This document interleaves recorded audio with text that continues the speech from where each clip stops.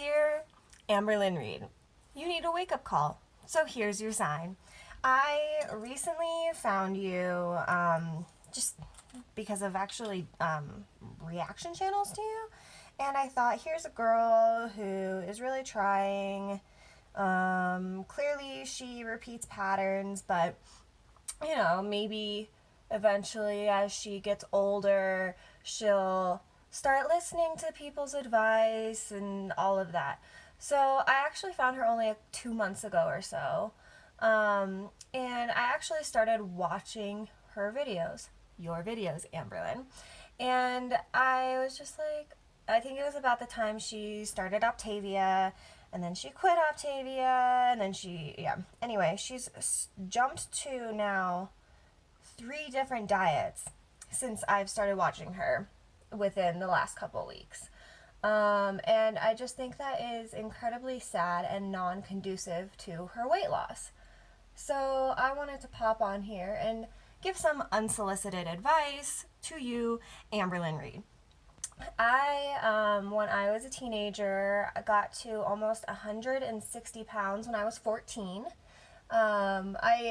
In my defense, just like a tiny bit. I was the same height when I was 14 as I am now. I'm 5'6".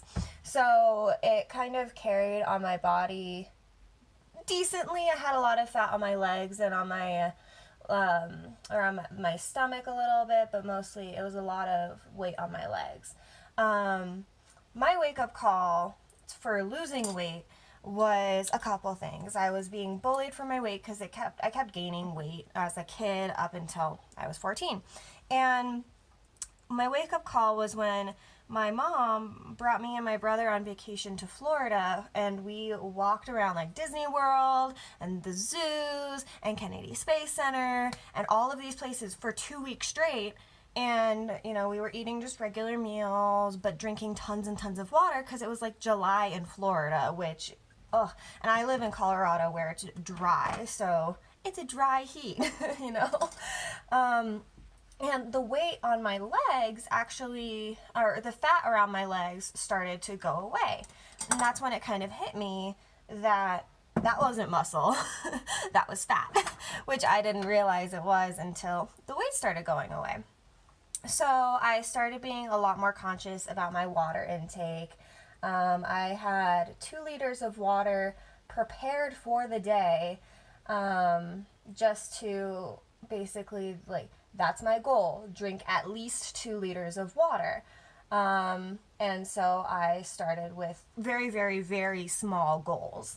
So the 2 liters of water, and then what really helped was, besides changing portion sizes, after making portion sizes smaller, I made sure to get small bites, chew every single bite fully. So that means counting like 10 seconds, 20 seconds, whatever, until it's actually mush, which is kind of gross, but it really, really helped me because I actually started to feel satiated a lot faster. So when I accidentally did portion sizes that were my original portion sizes, I wouldn't finish it because I felt satiated faster. So that helped me lose weight a little bit more. And then I went through a year where I decided to become vegetarian, and that's when the weight really popped off, because not only was I vegetarian, I started dancing again. So I grew up dancing ballet, and I had to quit because as I was growing up, there were not enough children enrolled in the class. So the instructor canceled the class when there was enough children in it. So I had to stop. And then in high school, one of the gym classes you could choose to take was a dance class. So I did that every single day, danced for half an hour in the morning, which was when dance class was. And then when I got home after doing homework, I would do 20 minutes of ab exercises. And actually at that time I was really obsessed with dancing. So I'd wind up dancing around my room for hours sometimes, because I wanted to come up with my own choreography to all these songs. And actually at one time I had a different YouTube channel where I actually started posting videos of me dancing. That didn't last long because I got really uncomfortable doing it. But the point is, Amberlynn, that you just need to set yourself up with these small goals. So what I was really proud of you for, and now I'm no longer proud of you for because it doesn't seem like you're doing it, is when you said you were going to challenge yourself to drink a gallon of water a day. And I don't know whether or not you're meeting that goal because you don't ever talk about it, but that is a really, really good goal. Additionally, I forgot to mention this, in terms of water, I was drinking a ton of soda a day. I was eating, my brother and I would share a family-sized bag of chips when we got home from school growing up, because we would have the house to ourselves, so we'd just sit in front of the TV, share a family-sized bag of chips, either almost finish it or finish it, just the two of us, while drinking 1 or 2 cans of soda, and then we'd eat ice cream sandwiches. You know, like, we were very, very unhealthy when my parents weren't home, which contributed to both of us gaining weight. And so I loved soda, but I also loved carbonated water and flavored drinks. So one way to get myself off of soda, I don't know if this brand, I don't even know what the brand is anymore, but I would drink bottled water that was flavored like strawberry, blueberry, whatever, and I would also drink like Perrier, San Pellegrino, etc., just fizzy waters, because I love the carbonation. And that actually, doing the fizzy water and maybe even just adding like a slice of lemon or a slice of orange or whatever, really, really helped get me off of soda, because it was still the carbonation. I still had like a sweet or a tart flavor because I just love fruit, like berry flavors. They're so good. Tart, I love sour. Anyway, that really helped me get off the soda and then into drinking a lot more water. I drink at least 80 ounces of water a day now. Sometimes it goes all the way up to 140. I mean, part of it is it's dry and it's hot here in the summer, but it's just, you need, Amberlynn, to set up yourself with very, very small goals and not switch diets so fast. Like, it took me about a year to lose 40 pounds. On what I was doing. So someone at your weight of 560, or, you know, people are speculating 600, but I don't know how true that is. You know, people your weight lose weight a lot quicker, and you've even seen that. You've even showed that, unless you were lying, you've even showed that in your videos where you've lost 3 pounds in a day because you did something that worked. And then after 5 days, it gets too hard. Like, that's how it is. You need to change your life. Like, I don't care whether or not sleep apnea is true. Like, it's true that you have sleep apnea or diabetes or whatever other health issues. Like, regardless, you're a little bit older than me, but you're my age. And I couldn't imagine carrying that much weight, that much burden on my body. Like, I am, so I got down to 120, 25 pounds when I was 14. And as I've grown older, I have grown more muscle mass, but now I'm at 155 pounds. And I want to lose weight again because I can really feel it around my stomach and around the tops of my thighs and everything. And I know it's just because I've been drinking a lot of dairy recently. Well, you know, I'm counting calories, I'm counting carbs, and I'm trying to exercise more, make sure I actually drink my at least 80 ounces of water a day, and it's really helping get rid of that fat. So I'm sorry, but even though you have all these cravings, it shouldn't be that hard for you. Like, it was a struggle. I don't understand completely what you're going through, because obviously I'm not you, but for me, when I was giving up chips and ice cream and all of these things I was craving, I literally would just replace the craving with something else. So I would be craving chips, I would go eat an apple, which has a lot of sugar in it, but at least it's not chips. And, you know, like, if I was craving ice cream, I would have strawberries, which I guess is also a lot of sugar. But the point is, I was replacing these things. I actually got to a point where I started making a lot of those, I don't remember what they're called, but they're the tomato, basil, mozzarella, oil, and vinegar salads, except for I used Italian dressing. I started really getting into those because I love tomatoes and I love Italian dressing. So I would make that my snack if I wanted something salty. and I would make a piece of fruit or some berries my snack when I wanted ice cream. So when you start to replace those things in your diet, suddenly the cravings go for tomatoes and mozzarella and basil instead of chips. And similarly, like, I stopped craving ice cream. I stopped all these cravings, but it took a long time. I think it took more than 1 month, probably 3 to 5 months, for me to stop craving these things. And it's hard. It's a long journey. But if you push yourself and you're true to your desires, you can do it. Like, you have gained weight since you started YouTube. And I think that should have been your sign all along.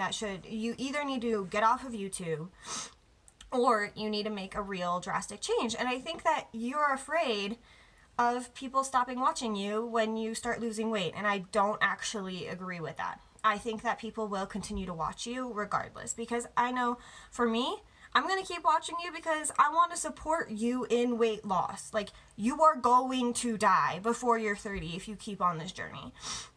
And I don't want to see that. I think that someone at our age dying, I think everyone dying young is kind of tragic, but I think when you're addicted to food, it's kind of almost even more tragic, because even though you need food to survive,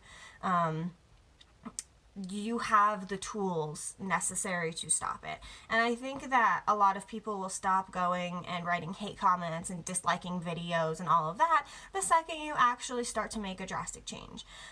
So like I said at the beginning of this video, you started 3 different diets in the course of me starting to watch you, which was like end of January, early February. And I don't get it. Like, you're not going to see a change in 5 days. You're just not. Obviously you lost like 3 pounds in 2 days kind of thing. And that's expected for someone of your size. But you have to keep pushing. You have to keep going.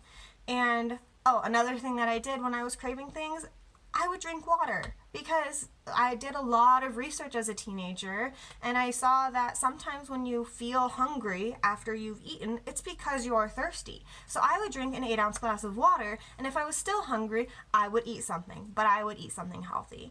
And I even did carrots if I wanted something crunchy, or celery, or, some really crunchy vegetable. And that made my hunger go away. One, it's healthy for you too. And it's just, like, yeah. So here's your sign.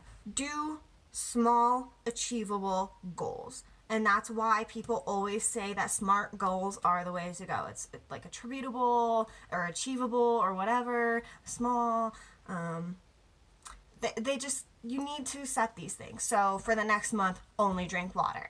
And then for the next month, stop eating potatoes and only drink water, etc. And just build on that, and you'll be amazed at how much weight just melts off of you.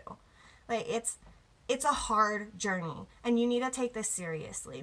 Additionally, exercise. Obviously, everyone knows that exercise is good for you. Obviously, you know that exercise is good for you. You've said it a million times before. So I don't know what you do all day. You never film what you do all day. But we never see you really leave the house anymore. And when we do, you're either in the car or on a scooter in Walmart. Like, it's just, maybe do what, I saw a video of yours that's like exercise with me or something.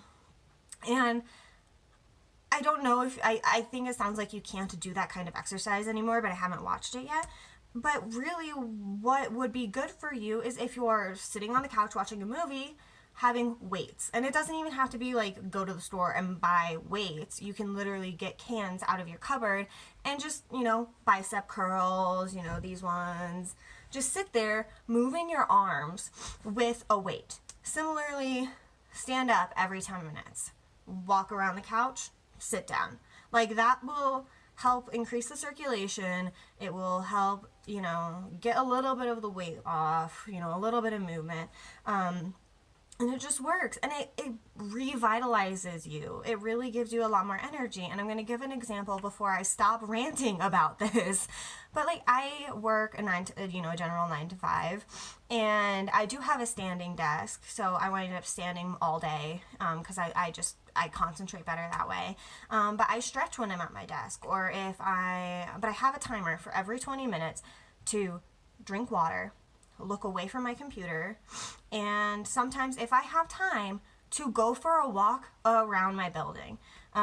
Sometimes when it's cold outside and there's snow outside, I will go, we don't have an elevator, it's just a 2-story building.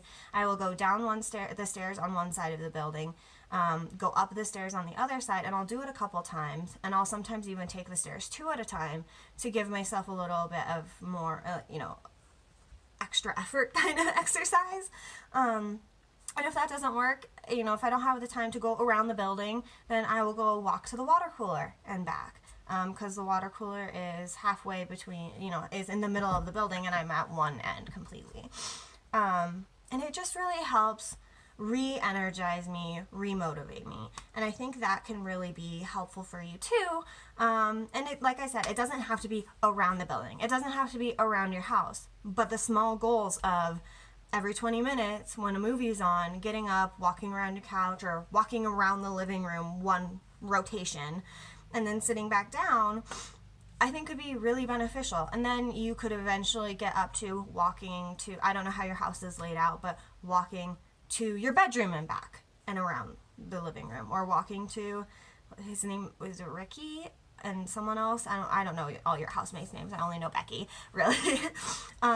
Walking, just building up the increments where you go to the farthest point in the house, walk back to the living room, and go around the living room in a circle. Like, you just need these really small goals. And I think that you really, everyone gives you this kind of advice, and I'm no different than everyone else who's been giving you this kind of advice. But it's really starting to be heartbreaking for me to see you like this. Like, you look like you've gained weight since I started watching you in February.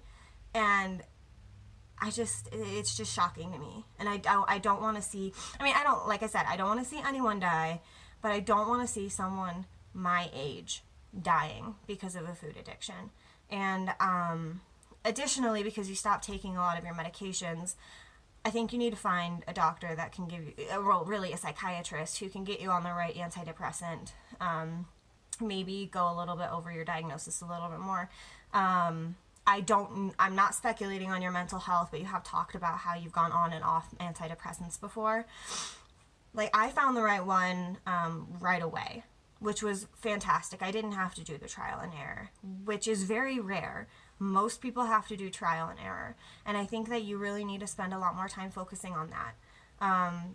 Because especially before I finally agreed to go on it's actually an anti-anxiety, I definitely was eating my feelings. I would get depressed or have a panic attack or something, and I would eat all the crappiest foods that are out there for you. Chips, ice cream, whatever.